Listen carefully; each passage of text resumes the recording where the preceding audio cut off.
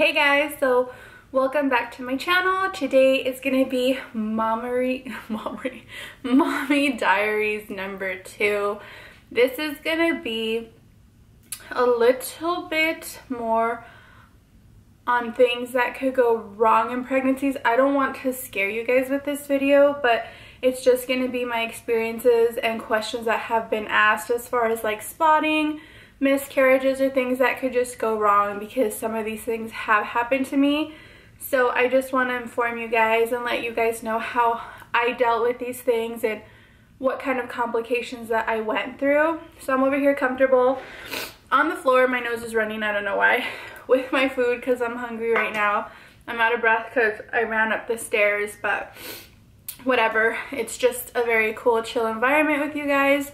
So I hope you guys enjoy this video. If you guys want to know about my experiences with my previous pregnancies and as far as any complications so far with this pregnancy right now, then keep on watching and I love you guys. So one of the questions that I totally forgot to answer last time on my Mommy Diaries number 1 was if I had any spotting.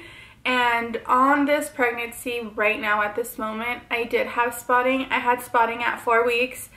I literally thought I was having another miscarriage. It was really, really hard for me. It was really hard for me to really grasp, like, am I gonna go through this again? Is something gonna go wrong again? I did end up going to the hospital. They said everything looked fine. I was very, very, what is it called? Not far along at the time, so they just said, you know, to follow up with my doctor. And then I want to say about a week and a half later to 2 weeks, the same thing happened again. So obviously I started freaking out. One thing that I did notice was with intercourse, it started happening a lot more. So I kind of stopped that for a while, and then my doctor let me know just that your cervix gets very vascular. So I guess like very veiny and very tender, and it tends to like bleed out a little bit. Mine wasn't actual like blood, it was more of a spotting that was like the slightest pink but more on the brown side. If you guys do get a spotting where it's a little bit more on like the red side, a little bit darker, I do recommend that you guys go to the hospital immediately, because those usually aren't good signs. I want to take a break right now. It's because I made potato salad and it's so good. And then I put that at the and then I got Doritos and Pokéo too. I probably should have ate first, but I didn't. And then the babe made me lemonade. That's so freaking bomb. So now into very sensitive subjects.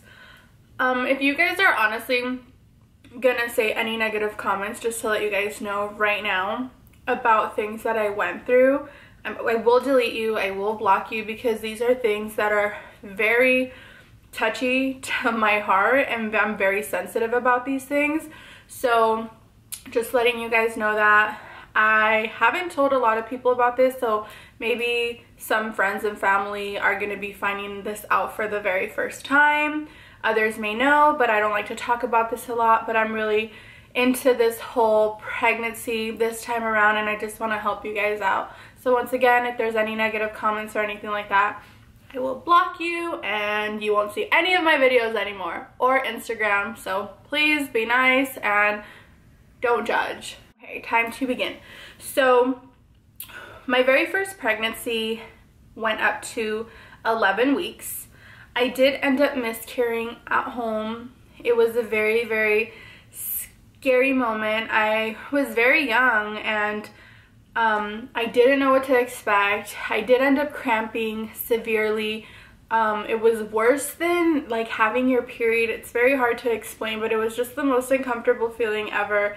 I remember like they say like your mucus plug will come. I remember like some slimy stuff coming out, a little bit of liquid, and then you know, little by little more and more blood started coming out. The cramping was like coming and going until then finally you know, I miscarried. I miscarried into the toilet, obviously. I do remember seeing the fetus. It was like about this big.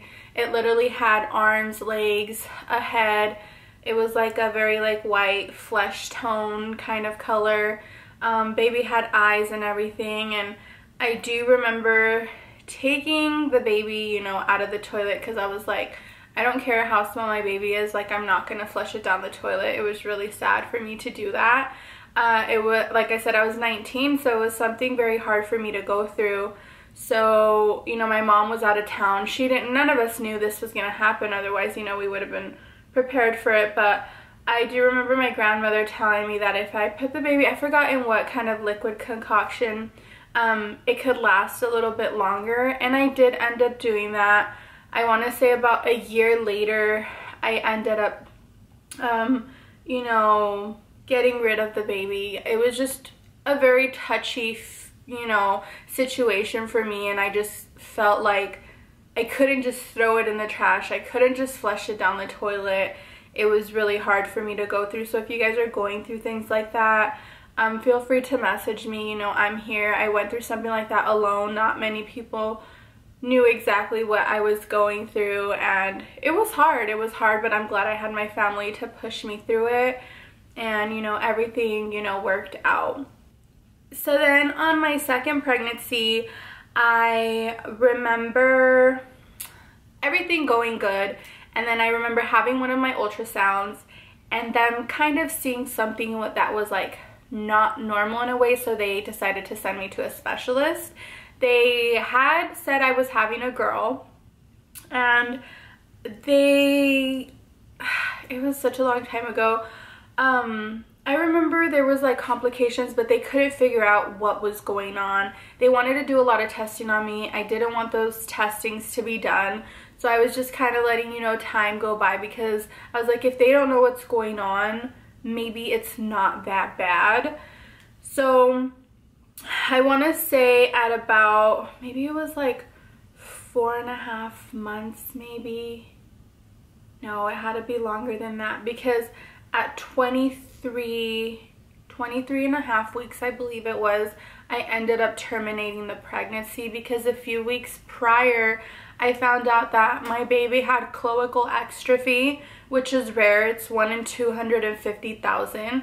It is an abdominal wall defect. So my little girl had an opening from her chest all the way to her rectum. So there was nothing to close that up. So all of her insides were literally out of her body. So when I found that out, I was devastated.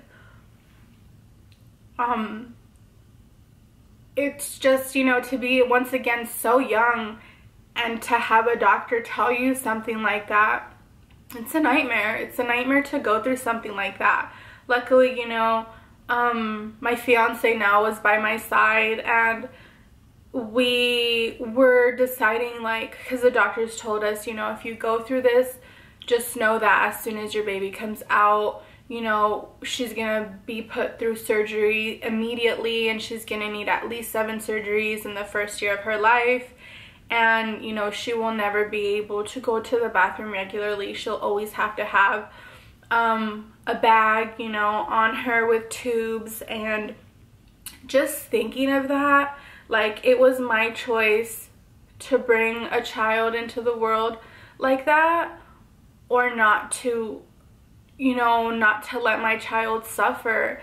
And my boyfriend and I decided at that time that we thought that why bring someone into the world if literally all they're gonna do is suffer all their life. I never wanted to hear from my child, like, you know, like, why didn't you protect me, like, you know, or, you know, why didn't you let me just die? Imagine hearing that from your kid. Sorry guys. So like I said, we decided to terminate the pregnancy. Here in Arizona, you're allowed to terminate up to, back in that time, up to 21 weeks. But because our case was so sensitive, the doctors let us, I think it was 23 and a half weeks. We were like almost at 24. And because we found out so late in time, he told me, you know, if you want to go through this, we'll allow it, because it was so rare. And they did want to, you know, test, I think, on my daughter. I'm not for sure, you know, what happened. So I did end up going through, this was probably the hardest part. I had to go through kind of like an amniocentesis, where they had to, this is very hard to say, but they had to terminate my child from while she was still inside of me. So they had to get a syringe and inject it straight into her heart. And I was with her, you know, she was in my womb for a full day until they ended up taking her out. Why they did that, I don't know. Maybe if I was older, I would have wanted things to be different. Because, you know, you think about it and it's just something so cruel, but at that moment, you know, I felt like it was the best thing that I was doing, and they promised me that she wouldn't be in pain, so that's all I thought about. And yeah, that's what happened. And like I said, it was hard. I did have her vaginally. They did induce me. So the next day, it's like I had a baby on my own. The only difference was I was put asleep. I was asleep the whole entire time. I think it's maybe because they didn't want me to physically see something like that. I wouldn't want to see that either myself. Afterwards, they did do testings, and they sent me testing confirming what my baby had, and, you know, confirming her gender too, because they were unaware of the gender. For quite a while they had said it was a girl, but because of her abdominal wall defect, they weren't 100% sure. But with testing, they told me it was a girl, and I still have a lot of the papers, but, you know, I don't like to go back all the way and relive that. So now it just makes me feel so happy now that I'm having a girl, and I feel like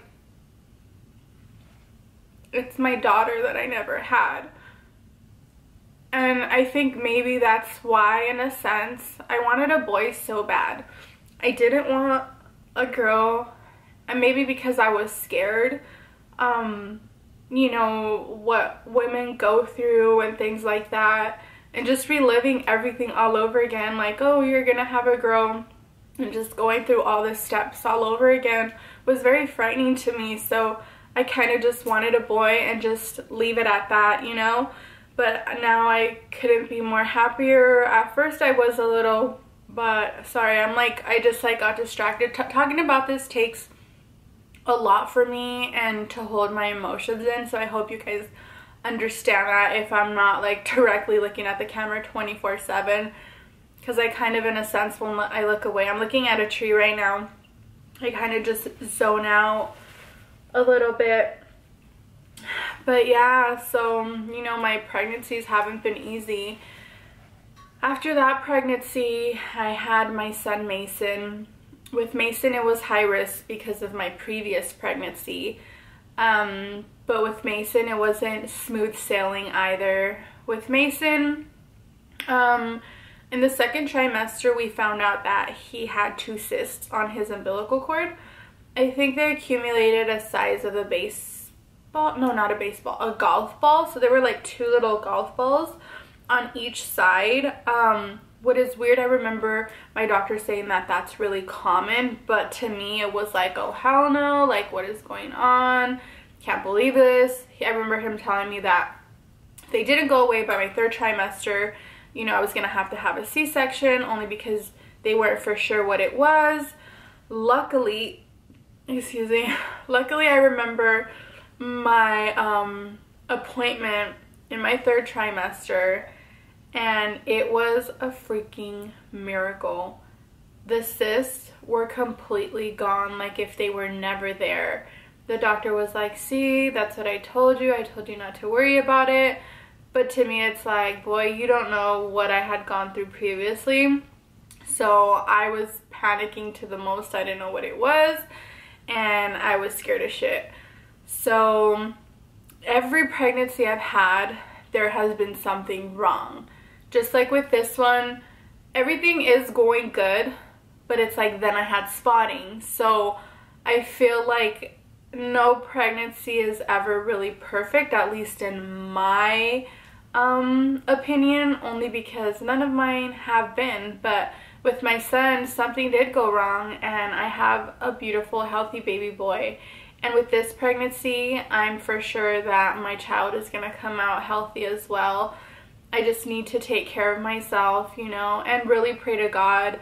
I've learned to leave things in God's hands, and He will always make sure the right thing is supposed to happen. If my baby's not meant to be in this world, I know it's for a reason. And if he or she is, once again, it's for a reason. The way I've learned to see things when it comes to pregnancies is if your body rejects, you know, the child, it's because something is wrong. So always remember that and let that give you some kind of peace that your body knew something was going to be wrong, and it didn't want you to go through hurt later on, or your child.